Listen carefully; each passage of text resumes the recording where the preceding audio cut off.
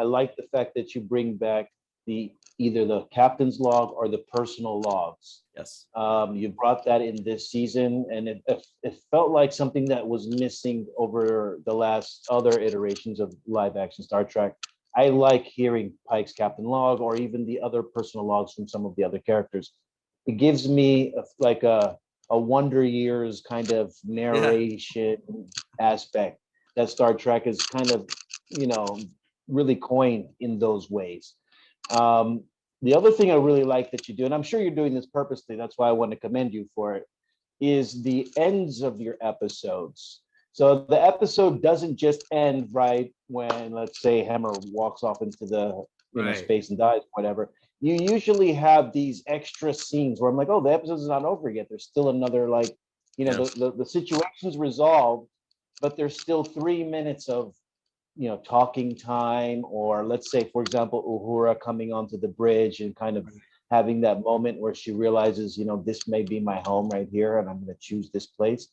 I like the endings of kind of giving me a chance to exhale at the end of the episode.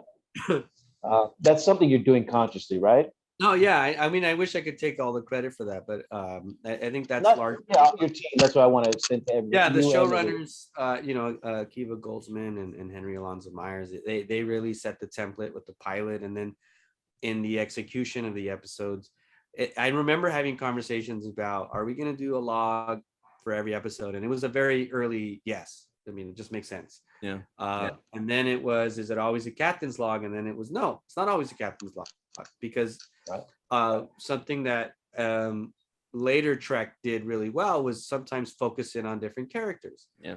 And a episode could be solely about one character and sort of people kind of floating in and out of that person's orbit. And so that was easy to then say, well, we should make the log about whose episode it is. It's just easy.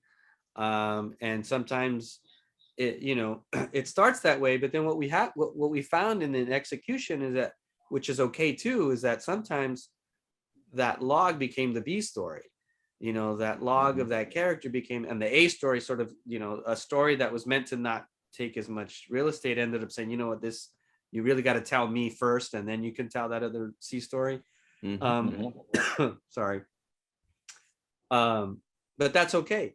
That as the story reveals itself that happened, but we still wanted to frame the logs in that way. And then I think I know I did it in my episode was because I was watching TNG and I realized, an episode started with a Picard log, and then in the middle had a Worf log, and then it went back to a Picard log. Yeah.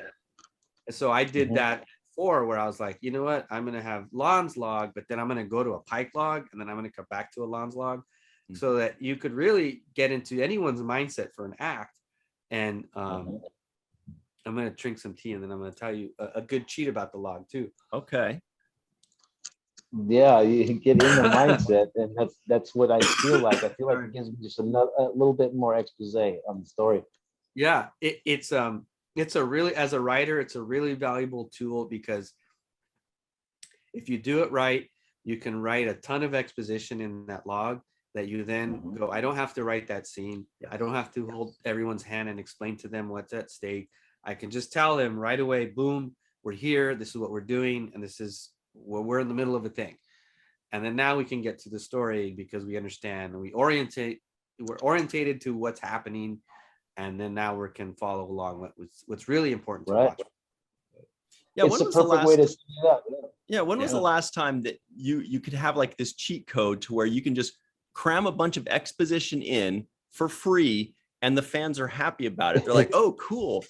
But we love it. Yeah. I got in the head of my captain, you set up the story. We know what it's going to be about. We get we find out who's going to be kind of possibly the main character, or what point of view this is going to be told from. It's really interesting and fun. And in this one, when we hear Cadet Uhura's personal log or something, we go, okay, and we kind of lean in. Okay, let's see where this takes us. It's really, really fun and interesting, and it's such a useful tool for you as a writer.